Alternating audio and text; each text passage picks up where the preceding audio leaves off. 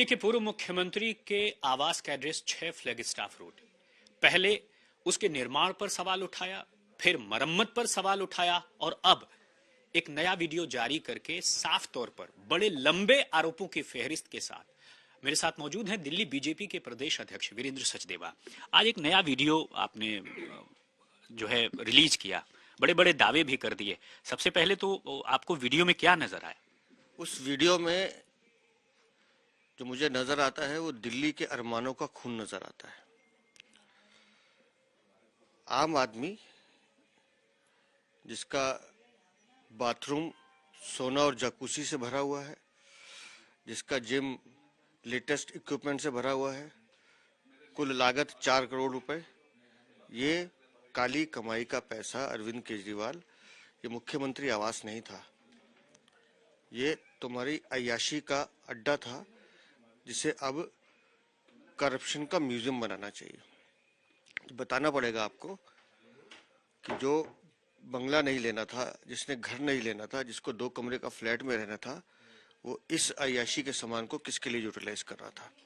और अब समझ में आता है कि क्यों अरविंद केजरीवाल या आतिशी मार लेना इस अय्याशी के महल को दिखाना नहीं चाहते थे, छुपाते थे। ये पहला मुख्यमंत्री आवास है पूरे हिंदुस्तान में जो जनता के लिए बंद है।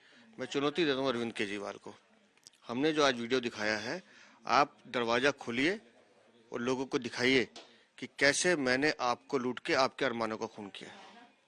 ये अभी तो देखिए चुनाव में टाइम है और आगे क्या स्थिति होगी ये तो चुनाव परिणामों के बाद ही पता चलेगा। लेकिन आवास फिर निर्माण से लेकर मरम्मत तक और आज एक नए वीडियो के साथ चुनाव से ठीक पहले क्या दबाव बनाने की रणनीति मानी जाए? भ्रष्टाचार को लेकर भारतीय जनता पार्टी लगातार अरविंद केजरीवाल पर आरोप लगा रही है और अब जब साक्ष्य सामने आ रहे तो हमारी बात ठीक हो रही है। हम बार बार कहते रहे या आम आदमी पार्टी कहते रही शीश महल में हमने कुछ नहीं किया, ये तो सरकारी आवास है। यही तो हम पूछ रहे हैं, सरकारी आवास में ये पैसा आया कहाँ से? पीडब्ल्यूडी मना कर रही है, डिपार्टमेंट मना कर रहा है मैंने लगाया नहीं, तो फिर किसने लगाया? अरविंद केजरीवाल। ये काली कमाई का पैसा शराब घोटाले से आया, जल बोर्ड के घोटाले से आया, पैनिक बटन के घोटाले से आया, शिक्षा के घोटाले से आया, स्वास्थ्य के घोटाले से आया, डीटीसी के घोटाले से आया, किससे आया है? ये जवाब तो तुम्हें देना पड़ेगा ना।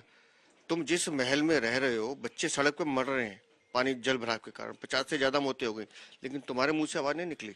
बहुत सारे आरोप आप सभी लगा रहे हैं। अमूमन कोई भी उसमें रहने आएगा तो जाहिर सी बात है कि वह केवल ये कहा गया था कि सीएम को ही वो अटैच्ड नहीं है, उसमें कोई भी रह सकता है। तो अमूमन इस पर बार बार सवाल उठाने के पीछे बीजेपी की रणनीति क्या वही है जो एमसीडी चुनाव से ठीक पहले थी, जब लगातार एक के बाद एक वीडियो तिहाड़ जेल से रिलीज किए जा रहे थे? देखिए, विषय ये नहीं है कि वहां कौन रहेगा, विषय ये है कि अरविंद केजरीवाल जो सत्ता परिवर्तन करके जब आए तो उन्होंने अपने लिए क्या मापदंड स्थापित किए थे।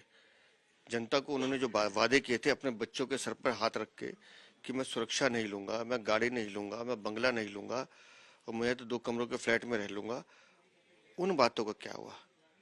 अरविंद केजरीवाल का मकसद सिर्फ झूठ बोलना था, दिल्ली को ठगना था, चोरी करना था और इसमें वो कामयाब हुए। दिल्ली वाले आज अपने आप को ठगा से महसूस करते हैं। यमुना साफ नहीं होती, नगर निगम ले ली तो सफाई नहीं होती, और ये जो लंबी फेरिस्त है। लेकिन आपने अपनी अय्याशी का सामान जुटा लिया। अच्छा, आप अन्ना आंदोलन से जोड़ रहे हैं इसको, वहां की याद दिला रहे हैं जब कहते थे बंगला गाड़ी नहीं लूंगा। आपने भी अपने वीडियो में बार बार यही बातें कही हैं। एक हाइपोथेटिकल सवाल है, राजनीति में तो कुछ भी हो सकता है आगे चलकर, और आगे क्या होगा वो तो दिल्ली के मन में है। क्या कभी बीजेपी का कोई नुमाइंदा या सियासी शख्स इस आवास का इस्तेमाल अब फ्यूचर में करेगा, नहीं करेगा? अगर ऐसी कोई स्थिति बनती है तो, मैंने कहा हाइपोथेटिकल सवाल। मैं आपको 2 बातें बताता हूँ कि वो राजनीति में परिवर्तन करने आए थे, अरविंद केजरीवाल यही कहते थे ना, पर परिवर्तन उनके आचरण में हुआ, उनकी पार्टी में हुआ। और जहाँ तक इस म्यूजियम की बात है जो करप्शन का, हमने पहले दिन कहा है कि भारतीय जनता पार्टी का मुख्यमंत्री हो या कोई मंत्री हो, वो इस आवास में नहीं रहेगा। इसे मुख्यमंत्री या तो इसको म्यूजियम बनाएंगे करप्शन का, इससे दिखाएंगे दुनिया को कि कैसे एक आदमी था जिसने दिल्ली को लूटा। नहीं तो मेरे मन में ये है कि जो अपने दिल्ली के गरीब बहनें हैं, विधवाएं हैं, जिनके बच्चों की शादी के लिए जगह नहीं मिलती, ये उनके लिए रखना चाहिए।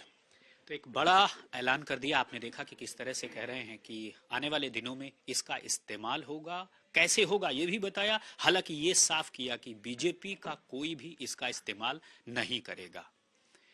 आलोक दास के साथ राम किंकर सिंह,